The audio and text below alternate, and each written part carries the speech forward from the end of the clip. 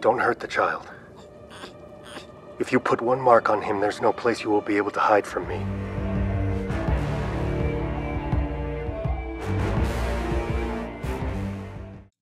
Welcome back, everyone. It's Charlie. This is going to be my Mandalorian Season 2, Episode 2 video. There were a whole bunch of Easter eggs in the episode, so we'll break it all down. If you're brand new to the channel, be sure to subscribe to get everything. I'm doing videos for all the episodes this season. We're doing a Disney Plus giveaway. All you have to do to enter is be a subscriber and leave your favorite Easter egg from the episode on the video. So careful for spoilers. If you haven't seen the episode yet, we'll do top 10 WTF and Easter eggs as we go along. Starting with number 10. The title of the episode is The Passenger, a reference to the frog lady and her brood that she was trying to take to her husband on the other planet. The episode was actually directed by Peyton Reed, who directed the Ant-Man Marvel movies. He's also directing Ant-Man 3, which I believe is filming sometime next year. There was also a funny ant reference during the episode too, giant ant.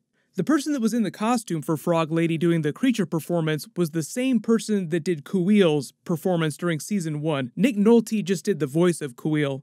But talking about some big Avatar The Last Airbender deep cuts, D. Bradley Baker did the voice of Frog Lady. Now he's done hundreds and hundreds of different voices. He's been on pretty much all the Star Wars TV series. He's played Clone Wars characters. He's played Star Wars Rebels characters.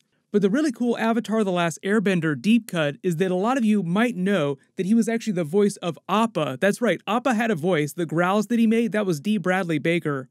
But there was also another Appa in the episode. It was Appa from Kim's Convenience. I'll explain his character when we get to that part of the episode, but the two Appas from the episode. But number 9, Mando versus the bounty hunters at the beginning of the episode, it literally starts with them still on Tatooine, heading back to the Razor Crest, right after the events of episode 1. So a group of bounty hunters are out for Baby Yoda's bounty, or the child, whatever you want to call him. It turns out that that's still active. Moff Gideon put a bounty on him. They referenced at the end of Season 1. Turns out that's still active. That'll be important for Boba Fett stuff later. So remember Boba Fett when you're thinking about the bounty out for Baby Yoda. They also try to remind you about Boba Fett because we just saw him at the end of episode 1, but they keep focusing the camera on Boba Fett's helmet and his armor throughout that first act of the episode. I think just to remind you that that's going to be a big thing later this season. Also really big news, there was a report on Deadline earlier today that The Mandalorian Season 3 is going to start filming really soon, and they're supposed to start filming one of the new Mandalorian spin-offs that might wind up being a Boba Fett miniseries, so Boba Fett might be getting his own TV show after The Mandalorian Season 2. But you probably noticed that the little bounty hunter here actually sounds a little bit like a Jawa, so this might be a Jawa bounty hunter, but he takes a knife to Baby Yoda, bargains for Mando's jetpack, and then they just have that funny moment with him remote piloting it while Baby Yoda just snorts at him. You have to remember that he's 50 years old, so he's actually way smarter than he seems, just because everyone assumes that he's a baby because he coos like a baby all the time.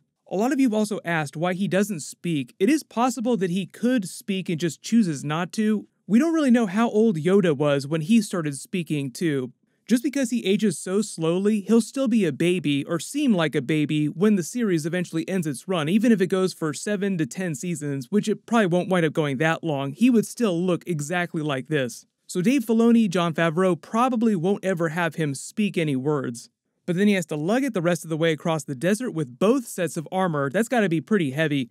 But when he makes it to the ridge and looks out over Mos Eisley, it's meant to mirror the scene of Obi-Wan Kenobi looking out over Mos Eisley talking to Luke Skywalker. You'll never find a more wretched hive of scum and villainy. And then they do the classic Star Wars wipe transition from night to day. He goes back to the Mos Eisley Cantina. The bartender is still the EV-99 droid, like the one from Jabba's palace. This one, remember, was voiced by Mark Hamill in Season 1 in a very secret cameo. He doesn't speak in this episode, but technically it still is Mark Hamill's character. The Dr. Mandible alien that Amy Sedaris' character is playing sabacc with actually seems kind of like a Killick. Their ancestral home is actually Alderaan, but that's been blown up because this is after Return of the Jedi. But because Peyton Reed from the Ant-Man Marvel movies directed the episode, and he's a giant ant, I also felt it was kind of like a reference to that, because they could literally put any aliens they want to in this bar.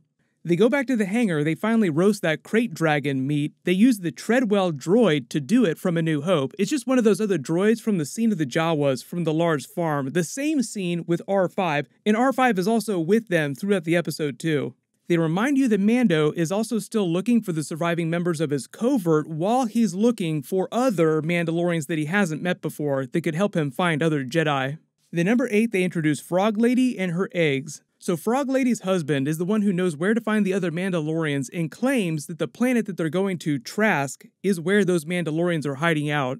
When they mention they're going to the estuary moon of Trask in the system of the gas giant Kol Iban, that's not an area that's been featured in the Star Wars universe before. But they explain the reason that they can't go to hyperspace is because her eggs will die for some reason. They can't exist inside hyperspace. But they also apparently can't exist inside the Razor Crest in proximity to Baby Yoda because he is absolutely fascinated with them. Like they are the most delicious treat that he's ever seen in his entire life. When Mando asks him later how many of them he's eaten, I think throughout the episode he's snatched at least 4 or 5 of those eggs.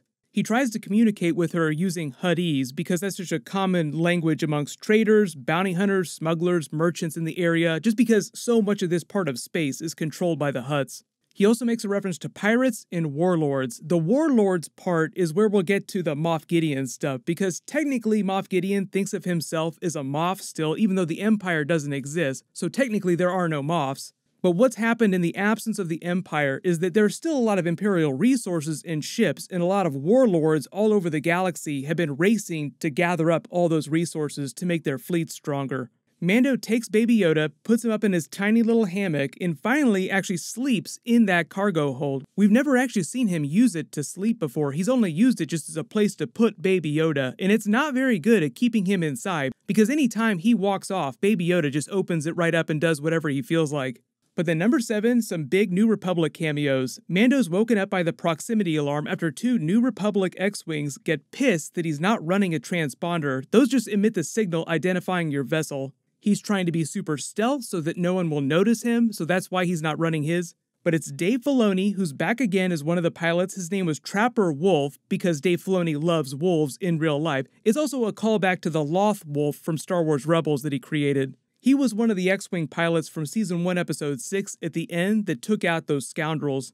The other pilot in the episode you may recognize as Appa, the other Appa in the episode from Kim's Convenience. His character's name was Captain Carson Teva, but in real life, the actor there is actually a huge Star Wars fan. He cosplays at a lot of conventions, so that's probably how he wound up in the episode. I think he said that he got to visit the set of The Mandalorian during Season 1, so they probably saw that he was a huge fan of the series and they just offered him a role during Season 2. Mando says, "May the Force be with you," one of the trademark Star Wars sayings from all the movies in the TV series, also a sign that he's starting to embrace the concept of the Force in the Jedi since he's been with Baby Yoda. A lot of people were wondering what this ice planet was during the episode. They never identify it, but I believe it's meant to be Crow Nest, which was featured during Star Wars Rebels. Remember, we have a lot of characters that are showing up from Star Wars Rebels and the Clone Wars this season. Crow Nest is where Sabine Wren's family had made their home after they'd fled Mandalore. They chase each other through the clouds, the special effects look gorgeous. Then as they head down to the trench, it actually looks a little bit like the way they filmed the Death Star trench run as they enter. But there are a lot of different trench runs of different types in the Star Wars movies and in the video games too, so you could pick your reference here. He manages to evade them, but number 6 winds up crash landing down into another ice cavern even deeper, damaging the ship almost beyond repair. The mother frog starts to freeze to death in the cold because she's a warm-blooded amphibian. She also starts to freak out about her eggs. Mando almost tries to renege on their deal, and they have a bit of a moral in the episode too that I'll talk about in a second, because that's a very Clone Wars trope of those episodes, where they have the moral at the beginning of all the episodes. They make a Yoda Empire Strikes Back joke about the tiny rations, like Baby Yoda just stares at it like, what the hell is this? And then looks at the tank of eggs like, I would so much rather eat one of those juicy eggs. Then number 5, they bring back the Zero droid from the same Season 1, Episode 6. Like I said, a lot of callbacks to Season 1, Episode 6 with those group of scoundrels. The mother frog hacks the wreckage of the droid Zero who tried to kill Baby Yoda, voiced by Richard Ayoade. He came back to do the voice again for this episode, very briefly. He wasn't in the episode for very long. She uses his voice box to communicate with Mando and explain what's going on, what's at stake, and sort of throw his honor in his face. I heard that Mandalorians never go back on their word, and because he really does want to be this honorable Mandalorian and follow their code, he upholds their deal. I think what they're doing here is they're laying track work for Mando versus Boba Fett, the quote-unquote fake Mandalorian who just wears their armor but doesn't follow their code. But as he starts repairing the ship, Baby Yoda just sort of takes off and lets him know that Frog Lady has also taken off, but it turns out she finds some hot springs. I know a lot of people were just wondering what was going on here where they were walking through the ice caverns. Turns out she's going for a quick dip in the hot tub with her eggs. I love that the child just keeps reaching for the eggs at every possible opportunity. Every time the Mando turns around, he has to almost slap his hand away. No, don't touch him. Then he walks off and finds a bunch of other eggs and just starts clawing his way through them like it's the greatest treat that he could possibly find. He's so happy with himself. Then you get the reveal of all the tiny white spiders hatching out of their eggs all over the place. And even though they're in this ice cavern and they kind of seem like ice spiders, they're actually white spiders from Ralph McQuarrie's original concept art. Here's the big callback to Yoda though, because the spiders are native to Dagobah. They were featured on Star Wars Rebels, the Clone Wars. Luke even fought them during his training. They actually appeared for the first time in that expanded universe novel, The Darksaber. Then number 4, the Great Spider Fight. So make all the Game of Thrones old Nan jokes you want about pale spiders big as hounds. I love that Frog Lady jumps instead of runs. I mean, it kind of makes sense if she is a frog.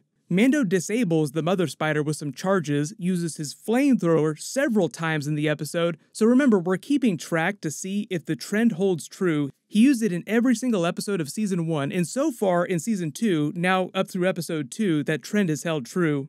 The number 3 is they claw their way into the cockpit, barely escaping the horde of spiders. Frog Lady does Baby Yoda a solid and takes the spiders out with some crack shots, even though he's been poaching her eggs left and right, robbing her blind. In number 2, Dave Filoni to the rescue again. So just as the mother spider comes back and starts crushing the ship, the New Republic pilots come and start picking off all the spiders. The funny thing here is that they're crack shots, so they're picking off these spiders in the ship from a long ways away. It's a bit of a callback to the joke about the scout troopers, the baby punchers from Season 1, Episode 8, played by Jason Sudeikis and Adam Pally, who were such terrible shots they couldn't hit the ground if they fell down. That's just part of the long-running joke of Star Wars that stormtroopers, all stormtroopers, are terrible shots.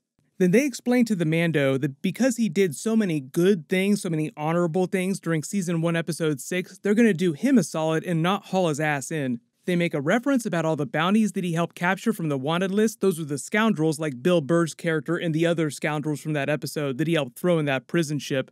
And also how he stopped them from killing Lieutenant Davin, saving his life. That was Matt Lanter's character. He was also a big celebrity cameo because he's the voice of Anakin Skywalker on the Clone Wars. I did think that it was funny that when he asked for their help in repairing the Razor Crest, they're like, yeah, thanks, but no thanks, smell you later, and they just take off.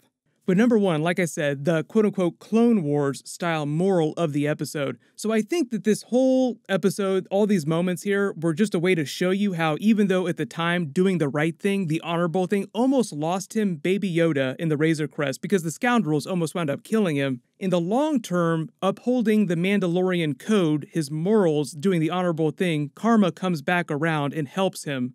And I think it's all part of laying the track work for his conflict with Boba Fett and the idea of what makes a true Mandalorian.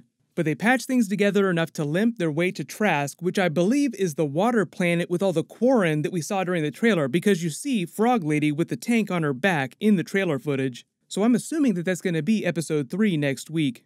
But then they have that funny little tag scene with Baby Yoda at the end where he pulls that one last egg out like he just stone cold. I will eat every single one of your children and enjoy it. They are delicacies to me. It is funny to think of Yoda's species as a group of predators to that frog species, but you have to remember that he'll eat pretty much anything he can get his hands on. And if we're talking about frog references like him being a predator to the frog species, you have to remember that he tried to eat an actual frog in Season 1, Episode 4.